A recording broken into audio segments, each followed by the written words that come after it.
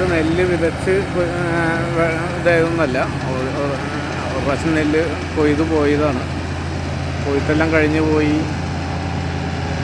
തന്നെ മുളച്ച് വീണ്ടും തന്നെ കുറ്റിയൊക്കെ തന്നെ മുളച്ചുണ്ടായ നെല്ലാണ്.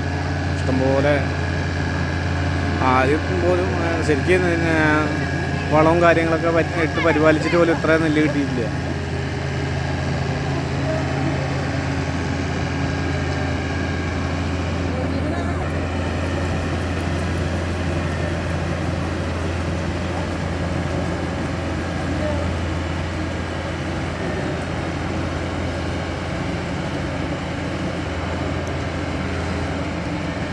ഇപ്പോഴത്തെ സീസണിൽ ശരിക്കും കണ്ടം പൂട്ടി മറ്റേ എന്താ പറയുക കണ്ടൊക്കെ പൂട്ടിയിട്ടിട്ട് നെൽകൃഷി ഫസ്റ്റോട്ട് തുടങ്ങേണ്ട സമയമാണ് കേട്ടോ. ഒരു തലയ്ക്ക് കണ്ടം പൂട്ടി വരുന്നുണ്ട്. അപ്പോഴാണ് ഇവിടെ കൊയ്ത്ത് നടക്കുന്നത്.